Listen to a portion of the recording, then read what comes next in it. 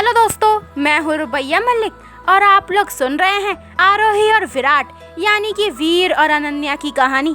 इस कहानी में आगे क्या होने वाला है, आइए सुनते हैं। वीर को सब याद आ जाता है और उसके मुंह से निकलता है आरोही। पर आरोही यानी अनन्या को अभी तक होश नहीं आया था।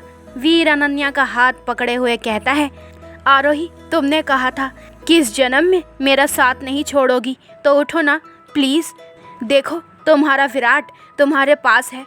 तुमने वादा किया था सारी ज़िंदगी मेरा साथ दोगी। इस बार हमारा प्यार अधूरा नहीं रहेगा। प्लीज़ उठो ना, तुम्हें उठना ही होगा, अपना वादा निभाना ही पड़ेगा।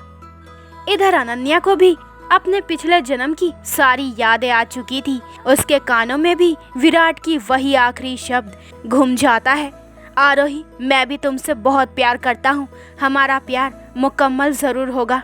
पर वो चाहकर भी उठ नहीं पा रही थी। उसके सामने सब अंधेरा ही अंधेरा था। इधर बाकी फैमिली को कुछ समझ नहीं आ रहा था कि वीर आरोही और विराट का नाम क्यों पुकार रहा है। पर अभी हालत ही ऐसी थी कि कोई कुछ समझने या पूछने की हालत में नहीं था। इधर अनन्या को अभी तक होश नहीं आया था और मुश्किल से 24 घंटे होने में सिर्फ 5 मिनट बचे थे।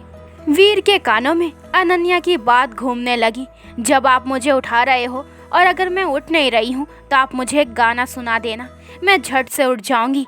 आपकी आवाज़ सुन के मैं कहीं भी होंगी तो मैं दौड़ती हुई चली आऊँगी। और आखिरी बार भी जब उसने कहा था कि आप जानते हो मुझे उठाने का तरीका, वीर ने अपने आंसू पोंछे और बोला, तो तुम ऐसे नहीं उठोगी, अब तुम्हें उठाना ही होगा। ऐसे बोलकर उसने गाना गाना शुरू कर दिया। उसके दिल में जो दर्द था वो उसकी आवाज़ में साफ झलक रहा था। वहाँ खड़ा हर एक इंसान इस दर्द को महसूस कर रहा था, जिस वजह से उनकी आंखों में आंसू से साफ समझ आ रहा था। यहाँ तक कि डॉक्टर्स की आंखें भी नम थी।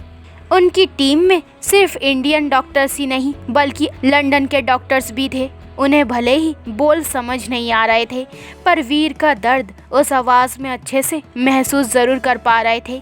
इधर गाते गाते वीर के आंखों में आंसू आ गया था, पर उसे एक उम्मीद थी कि अनन्या उसका गाना सुनकर ज़रूर उठेगी।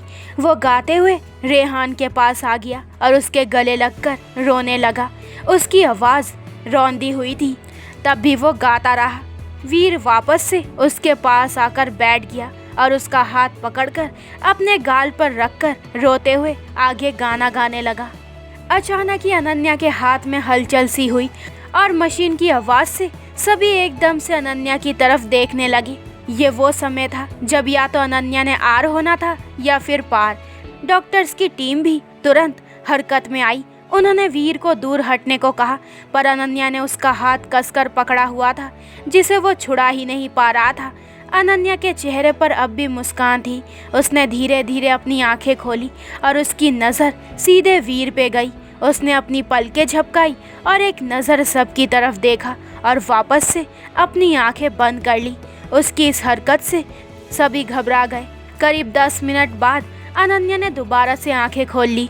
डॉक्टर्स ने उसका चेकअप किया। अभी उसे बोलने को मना किया गया था, पर पता लगाना भी ज़रूरी था, इसलिए धीरे धीरे सबके बारे में पूछा गया। उसने मुस्कुराते हुए धीमी आवाज़ में सब बता दिया। डॉक्टर्स कंफर्म कर चुके थे कि अनन्या की याददाश्त ठीक है। ये वो टाइम था जब सबके चेहरे पर खुशी थी। अभी तक तो सब ठीक ही था, बस कुछ टेस्ट करवाने के बाद ही साइड इफ़ेक्ट के बारे में पता चलना था। अनन्या के होश में आने के बाद लंदन के डॉक्टर्स के मुंह से बस इतना निकला, इट्स मैजिक। डॉक्टर्स ने भी वीर के कंधे को थपथपाते हुए कहा, आपकी आवाज़ में ताकत थी जिसने आपकी वाइफ को मौत के मुंह से बाहर निकाल लाई।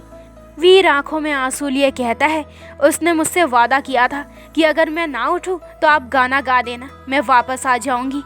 अनन्या को अभी ग्लूकोज चढ़ाया गया था और उसे दर्द निवारक इंजेक्शन दिए गए थे ताकि उसे दर्द ना हो। थोड़ी ही देर में उसे नींद आ गई। अगले दिन उसके कुछ टेस्ट हुए जिनकी रिपोर्ट नॉर्मल आई। अब सबको उसके पूरा ठीक होने का इंतज़ार था और जो उसके परिवार के साथ और प्यार की वजह से संभव होना ही था। वीर उसका हाथ पकड़कर बैठा और उसकी आंखों में देखकर बोलने लगा, दीवानगी में कुछ ऐसा कर जाएंगे, मोहब्बत की सारी हदें पार कर जाएंगे। वादा है तुमसे, दिल बनकर तुम धड़कोगे और सांस बनकर हम आएंगे। अनन्या की सर्जरी तो हो चुकी थी और सभी के प्यार और दुआओं के असर से बिना किसी साइड इफेक्ट के वो ठीक हो गई थी।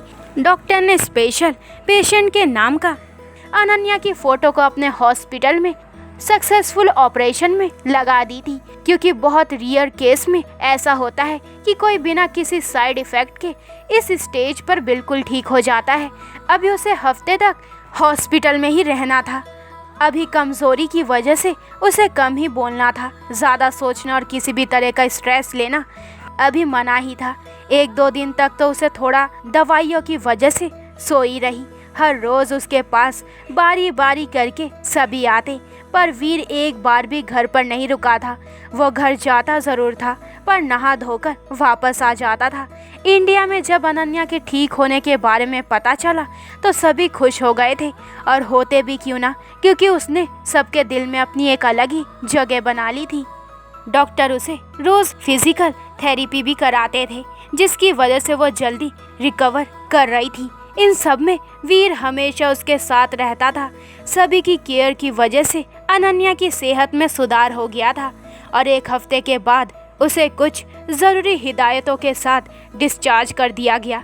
जिस दिन उसे डिस्चार्ज किया उस दिन पूरे हॉस्पिटल वालों ने उसके लिए तालियां बजाकर और गिफ्ट देकर उसे विदा किया। वीर और रेहान दोनों ही उसे लेकर वापस घर आए।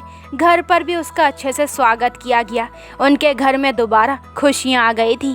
धीरे धीरे समय बीता।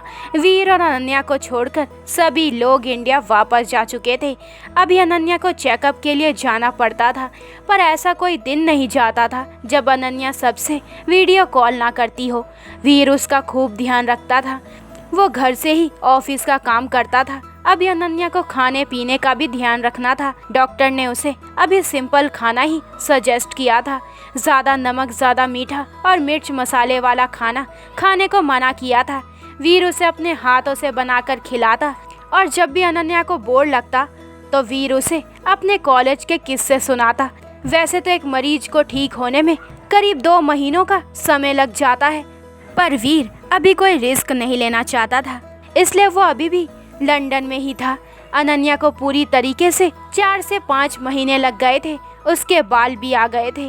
अनन्या जब भी हॉस्पिटल जाती, उसके आने से सभी के चेहरे पर खुशी आ जाती। इस बीच उन्हें एक गुड न्यूज़ मिली कि अनन्या बुआ बन गई थी। नेहा ने एक बेटे को जन्म दिया था।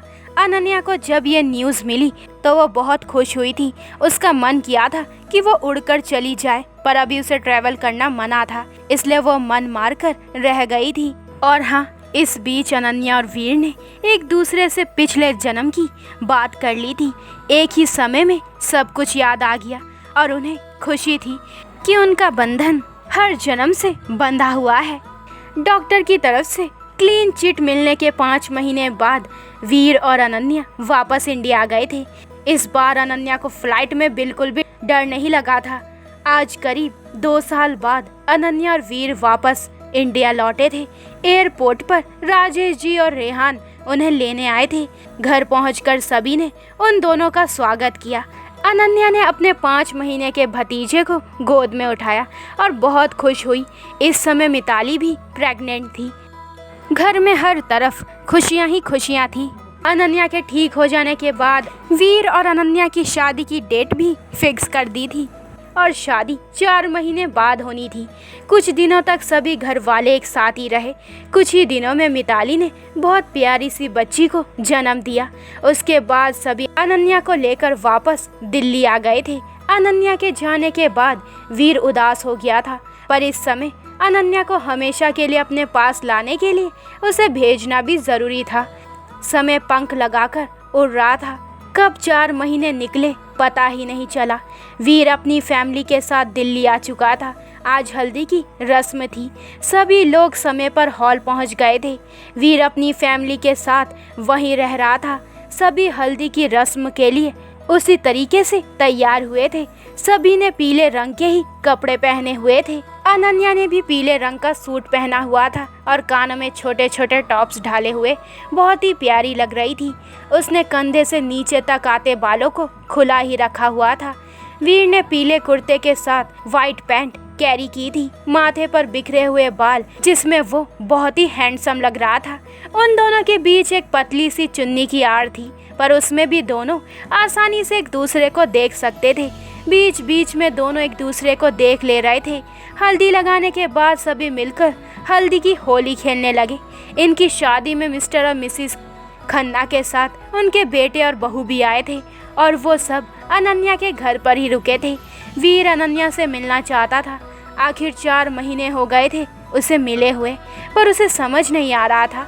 उसने विक्की से बोला तो विक्की ने उससे कहा, रुक, कुछ सोचता हूँ। उसने कुछ सोचकर मिताली से कहा। मिताली कुछ करती, पर उससे पहले ही सभी ने उसे बोल दिया, थोड़ी देर बाद निकलेंगे यहाँ से। ये सुनकर उन सब के मुंह लटक गए। अनन्या वहाँ से वॉशरूम चली गई। वहाँ से आकर वो अभी बैठी ही थी कि सब ने जाने का बोल दिया। थोड़ी देर बाद सभी घर जाने के लिए निकलने लगे। जब वो सभी बाहर आए तो बाहर का नज़ारा देखकर दंग रह गए। सारी की सारी गाड़ियों की हवा निकली हुई थी। अनन्या और मिताली के घर वालों ने अपनी गर्दन अनन्या की तरफ घुमा ली। अनन्या ने सबको अपनी तरफ घूरता पाते हुए कहा, आप सभी ऐसे क्यों देख रहे हैं? अब मैंने थोड़ी ना किया है ये सब, मैं तो सभी के साथ ही बैठी थी, तो मैं कैसे कर सकती हूँ ये? और मैं ये सब काम क्यों करूँगी? मेरा कौन सा किसी ने कुछ बिगाड़ा था जो मैं अपना बदला लेती? आप सब तो ऐसे देख रहे हो जैसे मैंने कुछ किया है। रेहान ने झूठे गुस्से से कहा, हाँ तो ये हवा निकालने का पसंदीदा काम तो तुम्हारा ही है ना? अनन्या मासूमियत से कहती है, भाई मैंने सच में ये नहीं किया। तभी राजेश जी ने सभी से कहा, कोई बात नहीं, जब तक गाड़ियाँ सही होती है तब तक आप सभी यहीं आराम करो। उनकी बात सुनकर सभी सहमत हो गए। राजेश जी मिताली से कहते हैं, मिताली, अनन्या को रूम में ले जाकर आराम करने को कह दो। और यही बात राजेश जी ने विक्की को कही और विक्की उसे अपने साथ रूम में ले गया। अनन्या ने राजेश जी की तरफ देखा तो उन्होंने आंखों से उसे विश्वास दिया। अनन्या समझ गई कि ये कांड उसके पार्टनर ने किया है। उसके चेहरे पर एक प्यारी सी मुस्कुराहट तैर गई। अनन्या रूम में आई। वहाँ वीर उसका पहले से इंतज़ार कर रहा था। उसने अनन्या को अपने गले से लगाते हुए कहा, बहुत मिस किया यार। अनन्या भी उससे कहती है, मैंने भी तुम्हें बहुत मिस किया। वीर ने अनन्या की गोदी में अपना सिर रखकर लेट गया और बातें करने लगा। तो दोस्तों, ये वाला एपिसोड यहीं पे ख़त्म होता है। अगले एपिसोड में जानेंगे कि इस कहानी में आगे क्या होने वाला है। तो क्या वीर और अनन्या की शादी धूमधाम से हो जाएगी? तो आगे के एपिसोड और भी इंटरेस्टिंग होने वाले हैं। तो मेरे चैनल को जल्दी से सब्सक्राइब करें ताकि आपको मेरे न्यू एपिसोड के नोटिफिकेशन सबसे पहले मिल जाए।